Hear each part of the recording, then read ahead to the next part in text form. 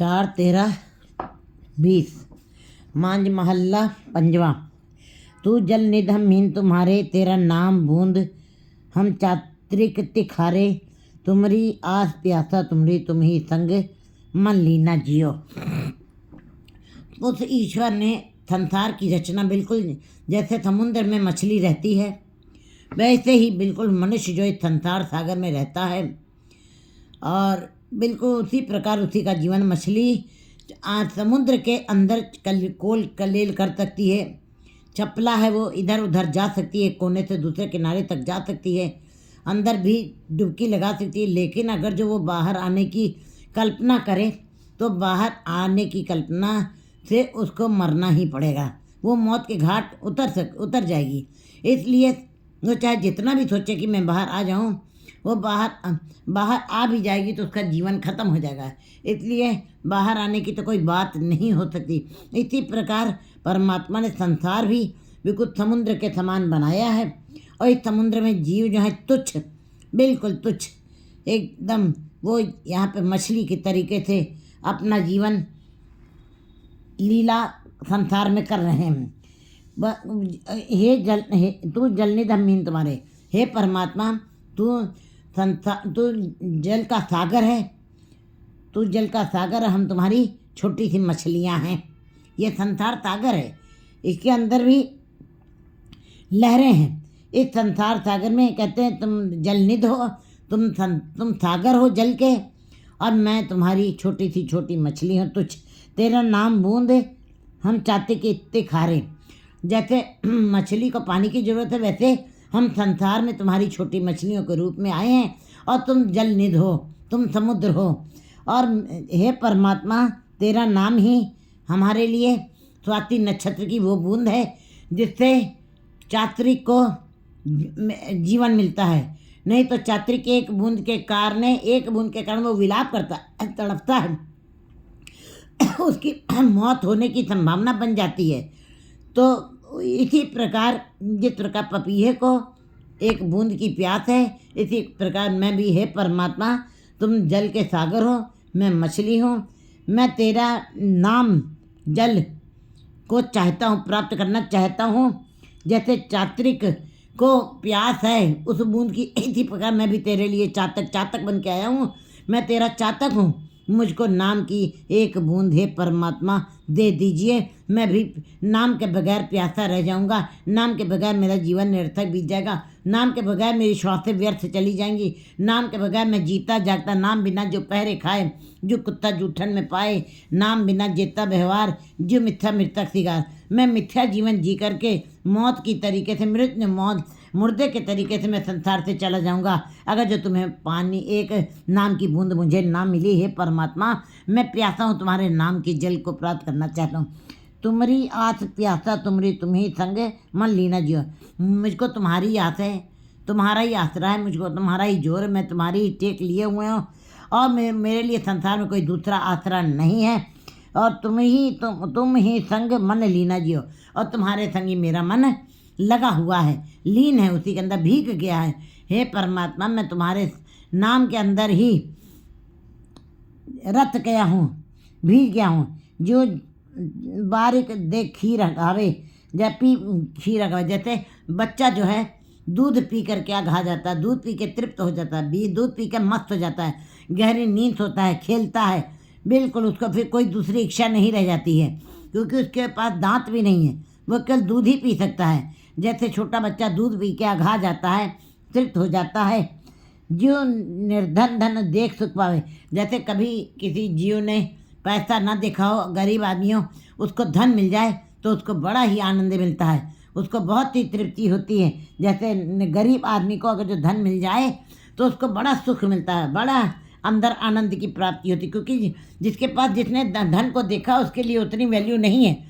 लेकिन अगर जो जीव निर्धन है, गरीब है, अति गरीब है, उसके पास अगर जो धन आ जाए तो वो उतना धन देख के भी, जैसे एक करोड़पति करोड़ रुपए देख के खुश होता है, वैसे वो एक 10 रुपये 20 रुपये 100 रुपये देख करके भी वो खुश हो जाता है, क्योंकि उसको सुख मिलता है। उसने कभी देखे नहीं रुपए, इसलिए उसको धन देख करके सुख मिलता है। त्रिखावंत जल पीवा ठंडा, जैसे प्यासी आदमी को अगर जो पानी ठंडा मिल जाए, निर्मल झील जल मिल जाए, तो प्यासा आदमी तृप्त हो जाता है। त्यों हर संग ए मन मी पीना जियो। इसी प्रकार मेरा मन भी तुम्हारे हरि नाम के जल से भीग गया है, भीना हो गया है, उसी के अंदर सड़ गया है। अब मेरा मन भी आनंदित हो रहा है, तृप्त हो रहा है, क्योंकि मुझको तुम्हारे नाम की प्यास में, तुम्हारे जल के नाम की बूंद मुझको मिली है, मेरी प्यास बुझ गई है, मैं भी तृप्त हो गया, मेरा मन भी भीना हो गया। जो अंधियारे दीपक प्रकाशा, जैसे अंधेरे में अगर जो दीपक जल जाए तो पूरे कमरे में प्रकाश हो जाता है, हमें हर वस्तु दिखाई देती है, हम ठोकरें नहीं खाते हैं। अंधेरा ठोकर है, अंधेरा ज्ञानता, अंधेरा दुख है। अगर जो घर में अंधेरा है अमावस की रात में, तो वो भी भटकना है, उसमें भी हम चोट खा जाते हैं अपनी रखी हुई वस्तुओं के साथ, पता नहीं चलता हम ठोकर खाए। इसका मतलब अंधेरा अच्छा नहीं, अंधेरा दुख है, अंधेरा भटकना है। इसी प्रकार कहते हैं गुरुजी कि अगर जो बाहर अंधेरा है तो दीपक से प्रकाश हो जाता है, पूरे घर में प्रकाश हो जाता है। एक छोटी सी मोमबत्ती पूरे घर में प्रकाश कर देती है। और दीपक पर गाता, इसी प्रकार अगर जो अंदर परमात्मा के नाम का अगर जो दीपक, नाम का दीपक जल जाए तो जीव की भटकना खत्म हो जाती है, दुख खत्म हो जाते हैं और सुख प्राप्त होता है। क्योंकि ये अंदर की बात की कर रहे हैं गुरुजी कि अगर जो बाहर एक दिया जला है तो प्रकाश हो गया है। 100 वर्ष का अंधेरा अगर जो पड़ा हो, ताला बंद हो, खोला है, एक मोमबत्ती जला दीजिए, 100 वर्ष का अंधेरा एक पल में खत्म हो जाता है। इसी प्रकार जन्म जन्म के इस मन को मन लगी काला होते हो, बड़ा ही ये काली हो गई है आत्मा, इसके अंदर भी अंधेरा हो गया है, इसके अंदर विकारों की भटकना, विकारों का अंधेरा, विकारों का गुबार छाया हुआ है, इसके अंदर भी तुमका नाम की बत्ती जला दो, तुम्हारे अंदर भी करोड़ों वर्ष नहीं लगेंगे इसको, इस अंधेरे को दूर करने में एक पल नहीं लगेगा, ये प्रकाशित हो जाएगा, हृदय भी प्रकाशित हो जाएगा। बढ़ता चित्त पूरन आता, जिस प्रकार जिसका पति परदेश में बैठा है और अगर जो आज आने की सूह मिल जाए कि आज पति आएगा, और तो उस स्त्री से पूछ के देखो कि उसके अंदर कितनी खुशी है पति के प्रेम की, पति से के मिलाप करने का।